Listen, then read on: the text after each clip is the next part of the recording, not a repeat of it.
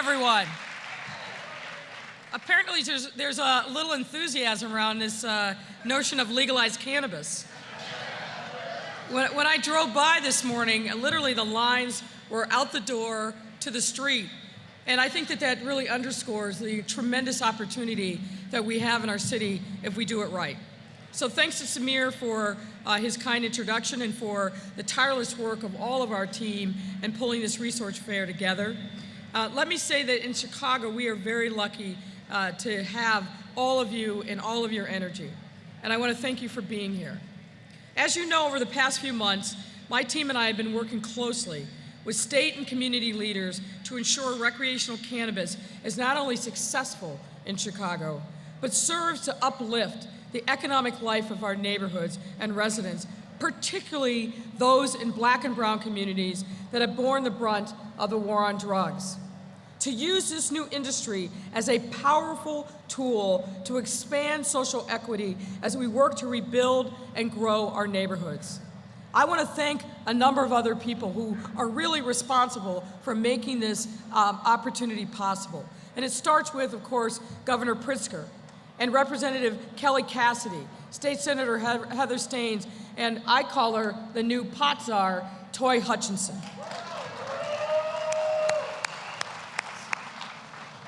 Because of their tireless work and the work of other folks, cities and towns across this state are positioned to really take advantage of this opportunity, not just from the consumption side, but from the business side. And our goals are ambitious, but I know that we can reach them. We're taking advantage of this incredible opportunity to create programs for community members to participate in this new industry through financial assistance, vocational training, and other hiring and workforce initiatives. And we've also established zoning parameters to ensure that dispensaries are located evenly across Chicago, not just clustered in the downtown and on the north side. And importantly, we are working to educate residents on the new rules around cannabis in order to avoid the enforcement mistakes of the past. People should be able to consume cannabis freely without fear of law enforcement. And yet, for all the work we've done in the past, now is really where our new work begins. This is truly a collaborative mission. And if we do this right, we will not only create success here in Chicago, we will establish a regulatory model for the rest of the nation to learn from and to follow. This is our moment to shine, Chicago. And I, along with everyone at City Hall, are tremendously excited to be part of this journey together, partnering with our friends at the state level and cities and communities across this state. I want to thank you all again for being here. I want to really thank Toy Hutchinson and others. And I look forward to the conversation that we're about to have. Thank you very much, and really do take advantage of the resources that are here.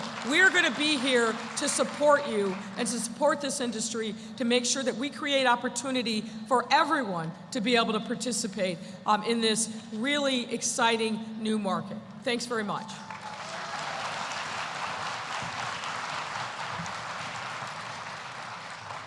Thank you, Mayor. Now, before we get our conversation started, I'd like to introduce our other guests who will be joining Mayor Lightfoot for this fireside chat. First is today's moderator, Representative Kelly Cassidy, who, as Mayor Lightfoot mentioned, was instrumental in passing the cannabis legislation in Springfield that was specifically designed to benefit our historically underserved and underinvested neighborhoods and communities.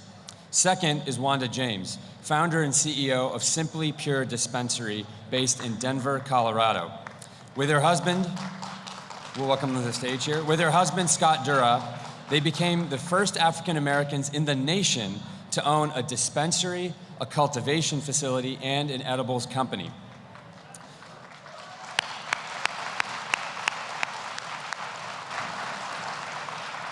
Now, Wanda has also gone on to become a leading advocate for the cannabis industry, and she's been featured in media across the United States for her efforts. There's a profile on her this morning in the Sun-Times, which I encourage you to check out. And I'll also note she's a veteran of the U.S. Navy. So please join me in welcoming both of these amazing, pioneering women for what I'm sure will be a great conversation. Thank you very much, and I'll pass it over to you, Representative Cassidy. Thanks so much, Samir. Thank you all for being here, and to everyone on the team that helped put this together. Great work. I mean, this is amazing. Look at the incredible turnout and the enthusiasm. So thank you all for all the work that went into putting today together. I'm going to do my best to try to keep the conversation moving. I think we could do this for hours, and we don't have hours, and I think the half an hour is going to fly by. But truly, part of what I need to do is manage my fangirling a little bit here, you know? When we started this process of writing House Bill 1438, our very first stop was Simply Pure in Denver. We took a group of legislators and regulators out to Denver to begin the process of what I've described all along as looking in all the rearview mirrors of all the states that came before us. Knowing that we wanted to do this differently, knowing that we wanted to solve for the lack of equity in the industry, meant we had to go to the source and find out what's in her rearview mirror. And so this bill wouldn't look the way it looks without Wanda's generosity of spirit and time. So I want to thank you publicly, first of all, for helping us get this started. And if any of y'all find yourselves in Denver, make a trip to Simply Pure. It's a really gorgeous place. So sitting here with these two amazing women who are blazing trails in their own right, I just have to put it out there. Each of you have your own rearview mirrors and things that you wish you had known before you started your journeys. And I think that's something I'd like to hear more about, both for you in terms of coming into the cannabis industry and for you entering public office. You know, we go way back. I don't think either one of us imagined back at the Waveland softball fields that this is where we would be at this point. But so let's start with you, Wanda. What is in your rear view as you see Illinois launching? Now we're the 11th. You've watched a lot of states make the switch. What do you wish the folks who are out here, maybe with pending applications, maybe about to finish their craft grow applications, if you were them, what do you wish you would known? You know, what I wish I would have known when we first started was how amazingly difficult this process is going to be. And I've got to tell you, as I'm looking out right now, and I told the mayor earlier, I am so amazingly impressed with what Illinois has done, and especially what Chicago has pulled off. Looking around this room, the amount of people of color sitting in here and the amount of women sitting in this audience is fantastic. It's fantastic. 10 years ago, we didn't see any of this. 10 years ago, we didn't see a prominent, powerful mayor sitting on the stage. 10 years ago, we had to kick and bring our legislators with us, you know, quite against their will. So you are already starting so far ahead of where we began. But the most important thing that I can say for everybody in this room is to make sure that you get involved. Make sure that you're talking to your legislators. And I can't emphasize that enough. To understand the rules of this game, it's not what you think it is. It's not opening up a small store on the corner. You're actually starting an enterprise. So get as much help and understanding, and know your city officials, know your local officials, know your state officials, because at the end of the day, you and them are going to create this amazing industry here in your state and in your city, and you have to be able to work together to make that happen. That is probably the hands-down most important thing that you can do. Well, I'm going to pick up on the point that Wanda made. For me, in thinking about this opportunity, it's all about building wealth. I'm very focused on that in a lot of our policies, and I see this as a tremendous opportunity to put wealth in the hands of individuals and community members that never thought that this possibility was there. And I'll make my shameless pitch again. I know how costly this business is to get into. Dispensaries is one thing, but actually there's lots of other parts of this industry. Cultivation clearly is part of it, trucking, banking, security. There's lots of different ways in which you can participate in this industry. And I want to make sure that in the city of Chicago, that we are laying the foundation for people to participate at all points of entry. And in particular, what I'm interested in is making sure that we use some of the vacant land, vacant buildings that we have to create a cooperative environment for people to participate in cultivation and really learn the business from inside out from a lot of different folks. And I'll echo the words that Toy Hutchinson just said. What I think we have to all have is a recognition that we are at the start of a process, not at the end. Recreational marijuana went live on January 1, right? We're a month in. So I'll say, some folks, calm down. We'll get there. But what I do want to say is we are going to be listening, working night and day tirelessly, as we have been really since October in Chicago, to make sure that we build an industry and a marketplace that is reflective of the greatness of the city. This is not going to be an all-white enterprise as long as we focus and make sure that we create opportunities for everybody to participate. So I think the benefit that we've had is we're later on the scale from states like Colorado and other places that our legislatures were smart to go out, really be there on the ground, understand the lessons learned, and then to take that back to Illinois to make sure that we were responsive to the things that others didn't think about or didn't have the opportunity to take care of on the front end. And this will be an evolving process. There will be changes and tweaks, but let's give it an opportunity to advance, to mature, and educate yourself about what the opportunities are. Can I just jump on the mayor's piece? The other piece out here, this is going to be kind of scary. How many of you have applied for a license? Okay. And for everybody else in the room, there is a place for you in this industry. And I tell everybody to bloom where you're planted in this industry. When you think about the great Colorado gold rush of the 1800s, the people that actually got rich were the people that supplied picks and axes to the people who were looking for gold. There weren't a lot of people finding a lot of gold in them dark hills, right? So when I think about what happens in this industry, the first person in this room that can come up with biodegradable, child-proof packaging is going to be the richest person in this room. So think about the things that this industry needs, and this industry needs everything that every other industry needs. Graphic designers, couriers, people that design dispensaries, interior designers that just do dispensaries, big deal. Designers of grow facilities. There are so many jobs here that you're currently doing right now that you can take into this cannabis space and be a part of the industry, influence the industry, and quite frankly, make money a lot easier. Absolutely, and I do think that that's something that we were mindful of throughout, talking about the ancillary industries and having, we actually did a whole public hearing on it because of that. The focus is all on the licenses, but there's so much else out there that has fewer barriers. The other piece that we spent a lot of time on as we crafted this bill was the criminal justice reforms and the repairs of harms from the war on drugs. And that's something that it actually surprised us that we hadn't seen other states do as much around it until we started actually trying to pass a bill that would expunge 770,000 criminal records. Give it up, that's a big one. And the pushback on that was amazing.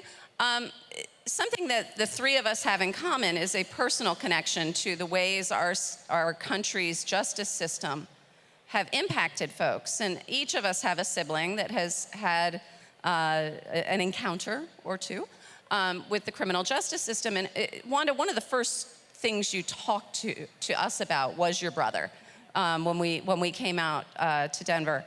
Because he had just hit the timeline to actually be able to participate. He had been far enough away from his conviction. And when you and I talked about this again, you talked about how that speaks to how many more people are impacted than people even think about. Tell us a little bit more about that and how that has informed your approach to the industry.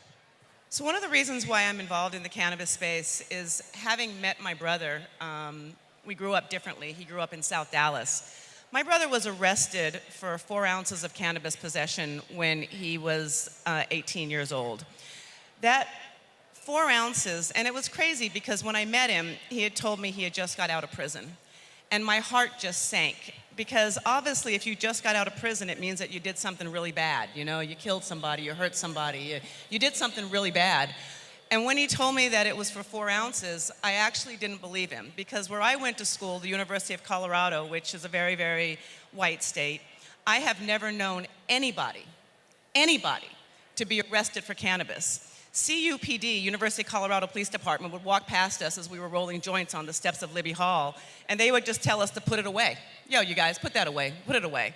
And that was my experience with cops and cannabis. Yes, it was illegal, but nobody really cared, and who cares if you're rolling a joint? In my brother's life growing up in South Dallas, when he got caught with 4 ounces, he and 4 of his friends were going out on a Friday night, and they stopped by the weed guy's house. Back in the day, for all of you old schoolers in here, OGs, 4 ounces was 4 fingers in a baggie, or 1 ounce was 4 fingers in a baggie, right? That was $40, $30, $20 a dime, right? So, so he and his 4 friends gave him the $40, and he went into the guy's house to get a couple of 4 ounces. $160 worth of weed. The guy gave him a little bit extra because they bought so much. My brother walked out of the house was under surveillance. My brother got popped with 4 ounces. My brother never saw a judge. His mother was a housekeeper. She got called that her son was arrested. She went down to the courthouse to get him out. The judge put papers in front of her, said, sign these papers and you can take your son home. She signed the papers, making her son a felon. He was then on probation. Less than 30 days later, he came back to meet with his probation parole officer, and they gave him a urine test, of which he failed. They immediately put him into Huntsville, Texas, maximum security prison, where my brother spent the next 4 years of his life picking 100 pounds of cotton a day to purchase his freedom. This was in the mid-1990s, not 1890s, where slavery was over. And as you all know, the 13th Amendment allows for slavery in terms of criminal charges. So my brother was a slave for 10 years. When I heard this, I was blown away because in my America, I would never have thought that anybody in America, and especially a poor black kid, would be forced to pick cotton in Texas to purchase his freedom. This pissed me off so much that I needed to make a change in it, and my husband and I said, what do we want to do next? Coming off of Barack Obama's National Finance Committee, we decided to put a black face on cannabis, and we opened up our first dispensary in mid-2009. Thank you. But for us, it's been about talking about this all the time. And for 10 years, that's all we have been talking about, is a social justice reform. 800,000 people a year are arrested for simple possession. Of that 800,000, 85% are black and brown, usually boys between the ages of 17 and 24, to fulfill America's promise to slave labor. So this is what we've got to end. This is why the 770,000 expungements here in the state of Illinois is amazing to me. I'm still fighting in Colorado to expunge people's records 10 years later. So what you have done, the bar that has already been set here, has been tremendous, and we've got to keep fighting for this as we move forward.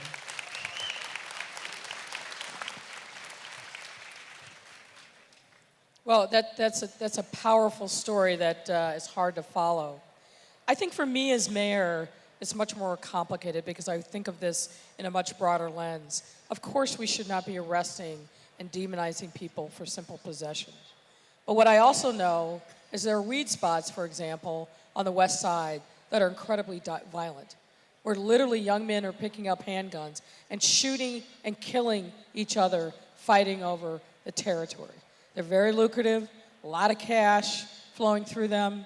And so it's complicated for me because while I don't want to have another generation of black and brown young men stigmatized in the way that Ms. James' brother was, I also want to know that unless we as a city create real economic opportunity in neighborhoods across the South and the West Side so that our young men don't only have the illegal drug trade as the only thing that generates jobs in neighborhoods. We're going to be right back in the same kind of cycle in another generation.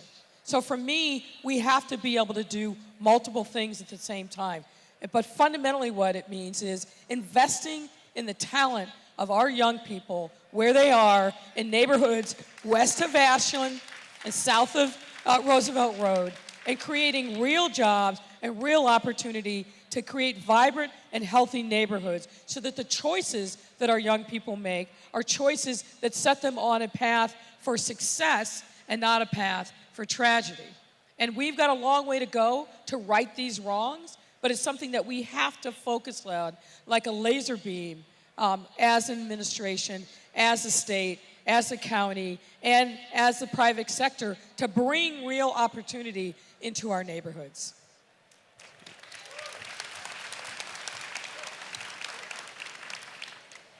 So,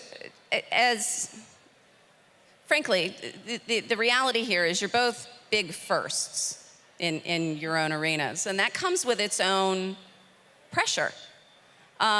Do you, Wanda, what is your sense as you travel the country? I know you put a lot of miles on doing this.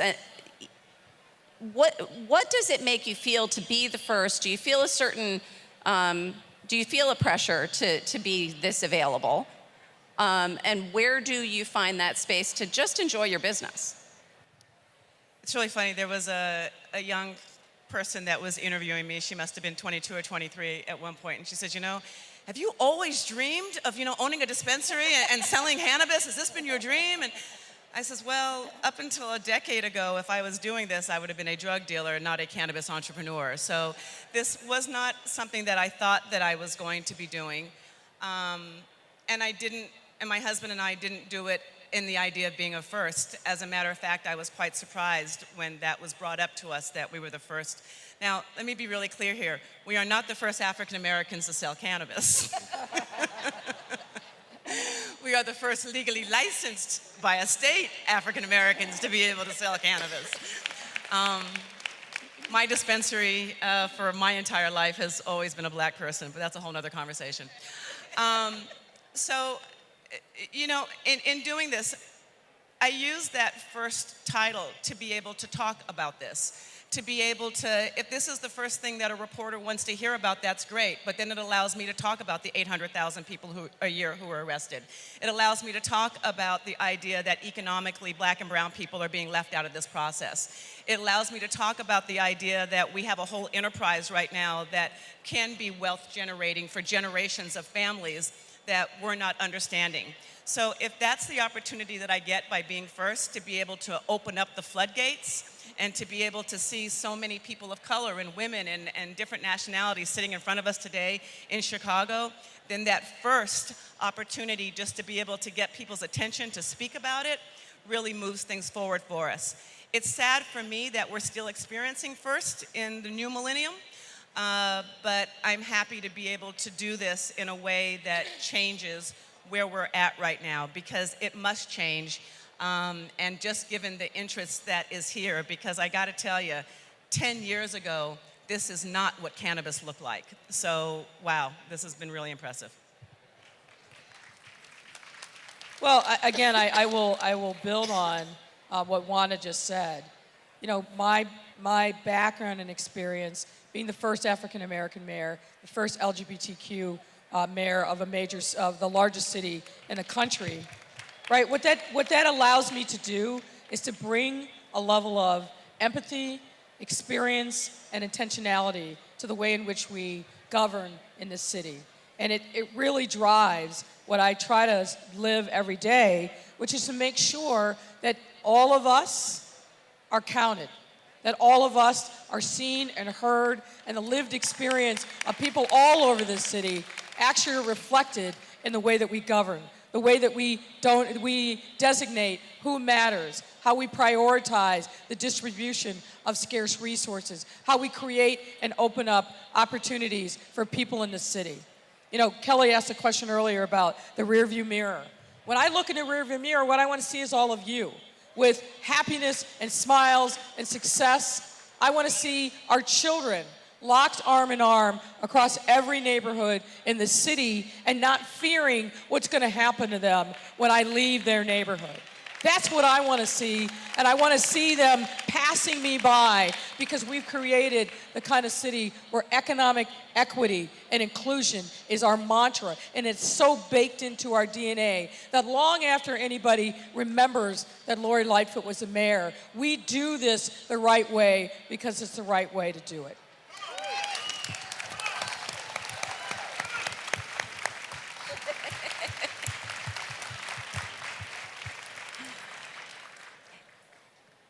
You've talked a lot about the last 10 years. What about the next 10 years? How do you envision, and Choi and I talk about this all the time, nobody's tried what we're trying here, so we don't yet know how well it's gonna work. So, with your magic 8-ball, what do you see in the next 10 years in the cannabis industry? It's really funny. In the next 10 years of cannabis, I anticipate being so boring and so dull that nobody wants to bring you out. When is the last time you guys have sat here and heard people talk about vodka? Hasn't been any vodka conventions lately. I really look forward to seeing where this plant is going to take us. I mean, there are amazing things on the horizon medicinally for us. We may have found something that helps us, reduce cancer cells. More importantly, we may have helped us find different ways to deal with anxiety, depression. We may have looked at different ways of being able to relax in a way that doesn't make you want to abuse your partner with domestic violence in the same way that alcohol does. We may have found something that just makes the whole society feel a way of being able to connect with each other, because I have the most incredible conversations when I'm elevated with amazing people. So I look forward to seeing the stigma being gone. I look forward to seeing more and more business owners finding really, new ways of consumption. The young people in this industry are doing amazing things with this plant and creating amazing products that I would have never dreamed about, more than 10 years ago. Hell, 15 years ago, I didn't know that there was a difference between an indica and a sativa. It was green or not good. Those were the two types. So I think that this industry can help elevate us financially, spiritually, medicinally, socially. I just don't see any downfall from it. I see us not being arrested. I see no more Trayvon Martins or Sandra Blands. I'm really looking forward to, the future looks bright from where I'm sitting, so I'm looking forward to seeing all of this happen. Well, I mean, you gave us a little hint with the city-owned co-op idea. Look, but I think what Wanda said earlier is exactly right. What I know about this city is that we have tremendously creative, smart, entrepreneurial people everywhere. And I think the possibilities are endless. I think there are things about this industry that we don't even know about yet that somebody in Chicago is going to invent and market and be the first in. What I'd like to see over the course of the next 10 years is people coming to the city on a day like this and saying, hey, Chicago, tell us how you did it. You are the best in the world. You have created a market for cannabis that no one else has seen, and we can get there, folks. Somebody in this room, and hopefully multiple people in this room, are going to be industry leaders, not just in Chicago, not just in Illinois or the Midwest, but in the world. I have every confidence that that is going to happen, and I just want to make sure that we lay the foundation for you to be successful. The seeds that you need to plant in the ground to grow, let's figure out how we do it here and now.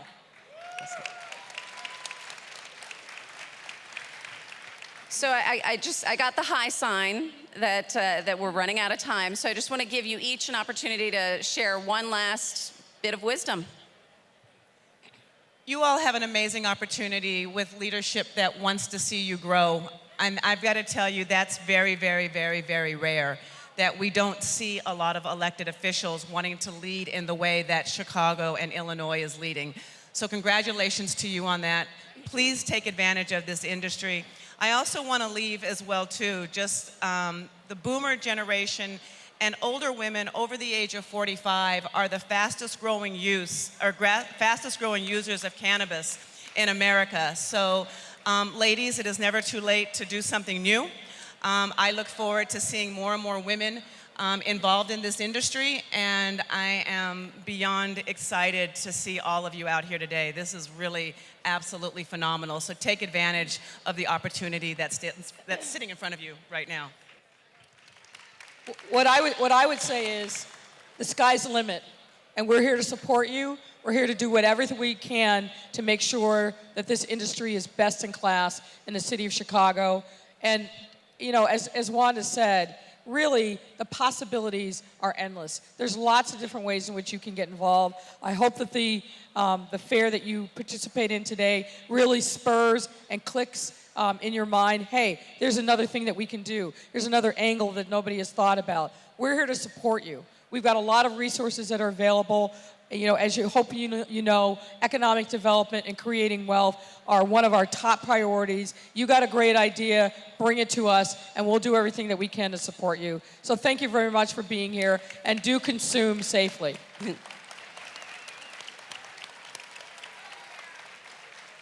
So a couple of housekeeping notes. The first set of panels begins at 11:15 in the first and second floor meeting rooms. The first two panels are on the first floor, we've got Cannabis 101, Know Your Rights. And on the second floor, it's I Want to Start a Business. Thank you all for being here today. Thank you in particular to Sheroes, Mayor Lori Lightfoot, and Wanda James. Thank you so much. Thank you so much.